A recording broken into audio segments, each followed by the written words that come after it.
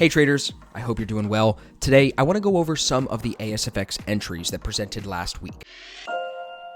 I want to talk about Euro USD, I want to talk about Chf Jpy, and we're going to go a little bit deeper into our analysis on gold, and we're going to, of course, talk about one of the biggest movers of last week, which was Ripple. Before we get into that, I got to plug the new gear. You guys are probably like, yo, is Austin wearing a hat? He never wears hats. Yep. Embroidered ASFX hats. They're available now. Link in the description. We've got new workout shirts available. They're dry fit with the logo embroidered. They're awesome. Of course, I'm not wearing it right now, but they're awesome. Those are also available now on the store. And I always appreciate you guys rocking the gear while you're trading. It's awesome to see everybody using the trading journals because those actually help you guys tactically. And I'll put those in the description too. But it's even awesomer to see you guys wearing the gear. Yeah, I made the word up. We're rolling with it. Now, first thing I want to share, lay as our foundation to get into this conversation is that we're coming off Easter last weekend. So Monday was a bank holiday for a lot of European countries. So Tuesday was our first trading day of the week.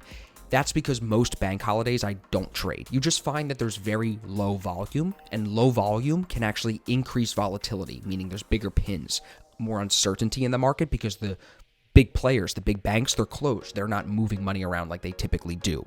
So that's the first thing to keep in mind as we go into the analysis today. We're coming off a bank holiday. So this week typically starts off slow. When you come out of a bank holiday, Tuesday, I didn't find any great ideas, but Wednesday and Thursday, we were able to see trends start to pick up. We were able to see the market start to actually come alive, and that's where we're able to make our money. With what we do at ASFX, it's much different than what you've seen with other Forex guys because I'm not doing Fibonacci's. I'm not doing support and resistance as my main signals. I'm not doing anything that anyone else is doing, and I believe that's why it's been working for me and our members. So I'm going to put information in the description if you want to learn more about our courses, learn more about the programs that we teach, and if you really want to go deeper into your own trading and really get that precise system that I think a lot of you are probably missing. So let me show you how that precise system actually works in action. The first thing we're looking at here is Euro USD. Now I have an entry signal marked up here at 9 a.m. on Tuesday the 6th. So Monday was our bank holiday. Tuesday is here, each day being separated by these vertical dotted lines. This black line, I can erase that one. That was just to mark the time. You guys can see it at the bottom of the screen here. It's 9 a.m. on the 6th, Tuesday. So what I liked about this formation, you can see the TDI was in a buying position from last week. I liked that the RSI looked like it was moving higher. So the TDI is what confirms our ASFX entry signal. Now, I'm not going to go into super precise detail with what I teach in the course here on YouTube. If you want to find out more information about that, you just got to take the course. But what you can see here is that rising TDI, very bullish, that's repeatable. And you can see overnight and from last week, prices making higher lows and higher highs. If we were to just do some basic analysis, you can see here there's a level at 1.1776. So let's just call it 76, 1.17, maybe 1.178, excuse me. That was a significant level that we broke through the previous week here for the first time and then busted through it on Monday. So now being above that, I'm looking for longs towards the 800 EMA, which is this blue line here.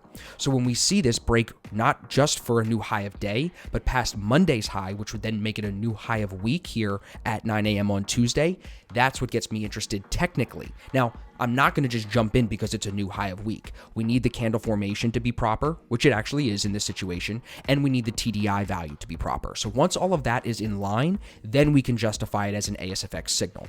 When we're reading risk reward, I'm using the 800 EMA as the profit target because we're going counter trend towards the 800.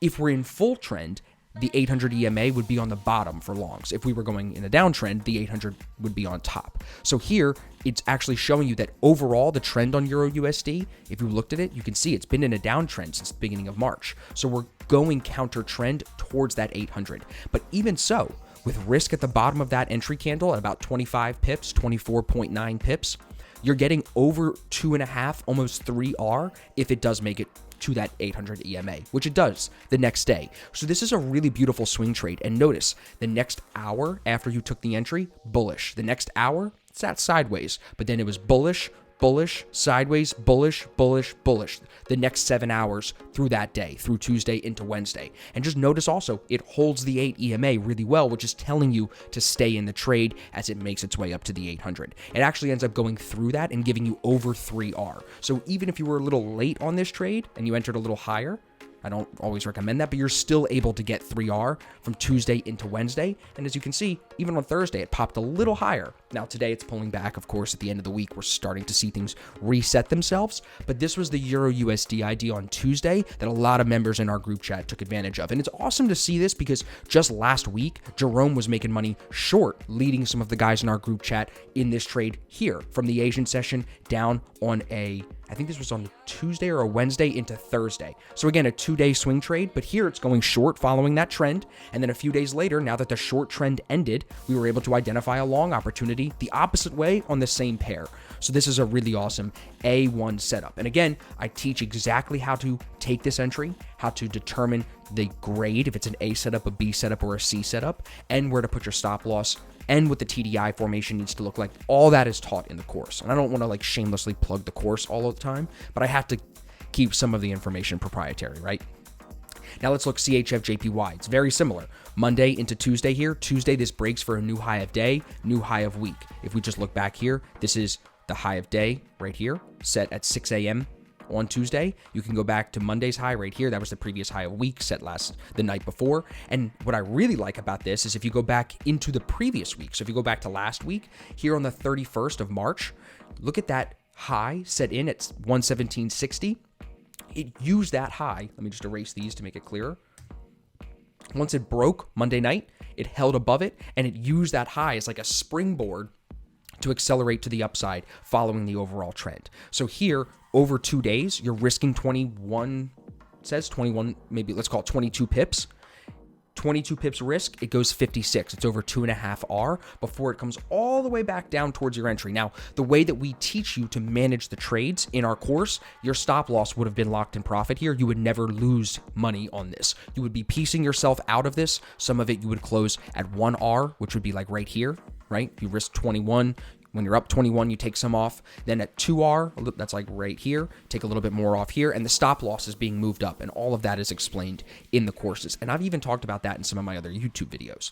And you can see that trend is still continuing. Even though it pulled back, still showing strength. So next week, Lindsay made money on this week. She's going to come in and keep a long bias next week on CHF Jpy because of how clear this trend is, and even seeing it pick back up here from Thursday into today, Friday. So that's where I saw some money for us to make on Euro USD and on CHF JPY. Another idea that I was watching was on Gbpnzd, because you can see this moved lower this week, but on the 15-minute, I actually liked this for a quick pop here. This is on Wednesday morning. Yep.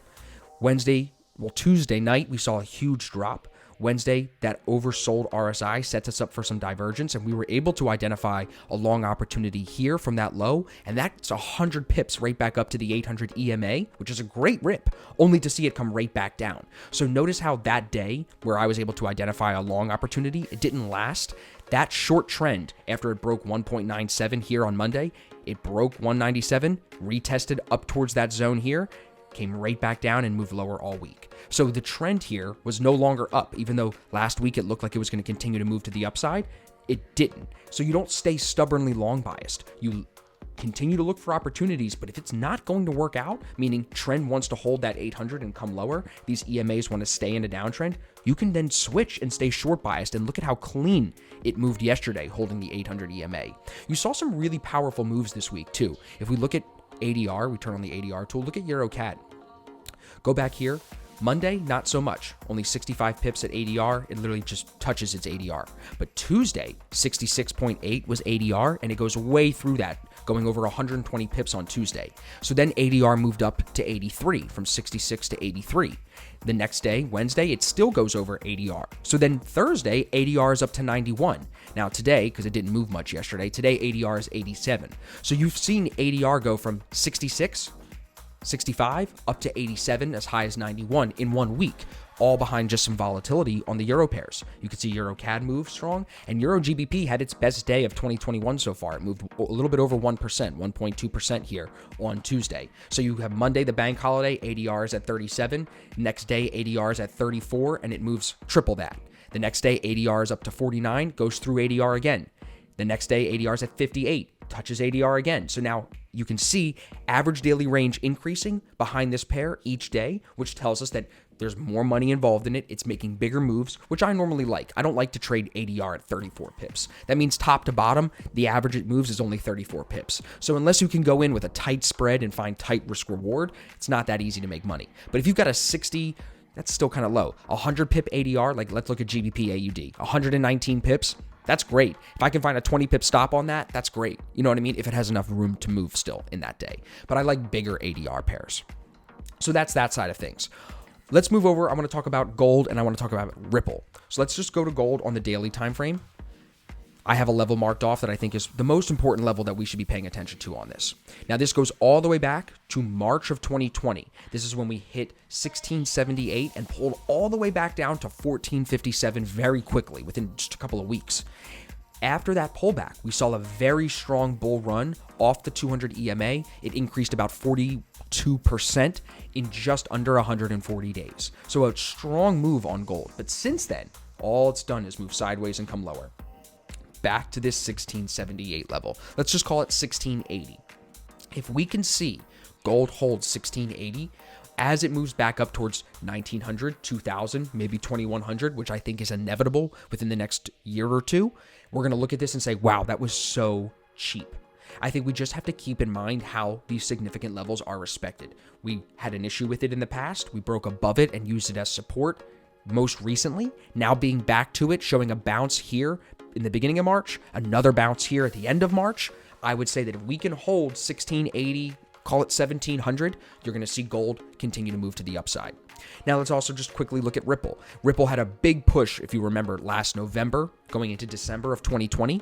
Then the SEC lawsuit comes out quickly after that and shuts this thing down all the way to 15 cents. You can't buy it anymore on Coinbase. You can't get it anywhere unless you go to a foreign unregulated broker.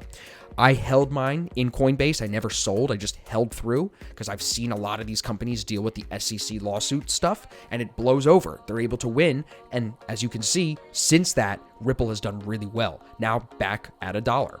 I think if this can hold above 80 cents, which was the previous high we pinned here and here, if we can hold above 80 cents, there's not a doubt in my mind that this doesn't go to $2, $3, $4.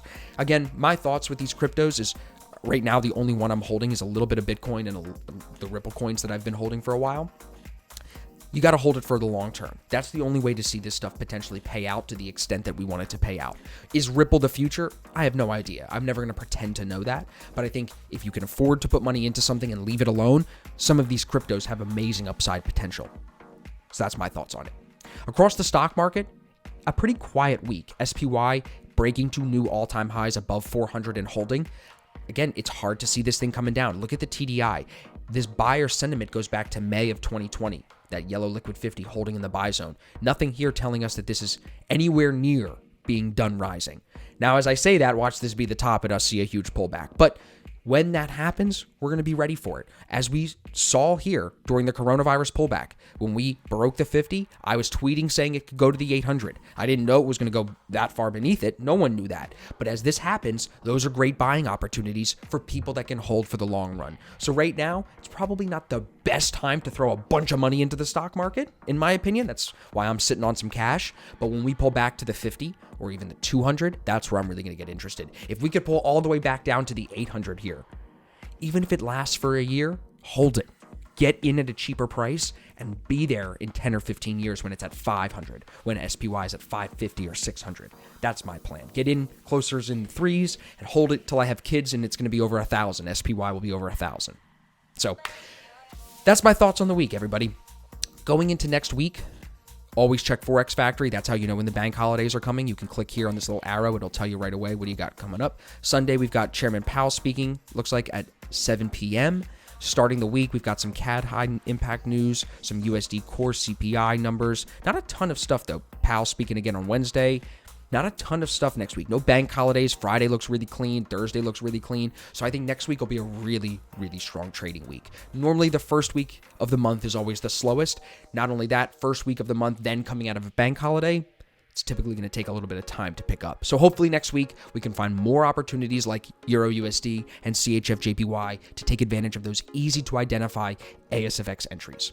So if you have any questions or if you want to find out more information on our systems and how I trade and how people all over the world are trading very similar to me, click the link in the description, head to our website. All your questions will be answered, and I'm here if you need me. Comment, email, DM me. Make sure you DM the real me, Austin Silver FX, and I'm always here to help you guys. So I appreciate your time. Have a great trading week, and I'm always here if you need me. Don't hesitate to reach out.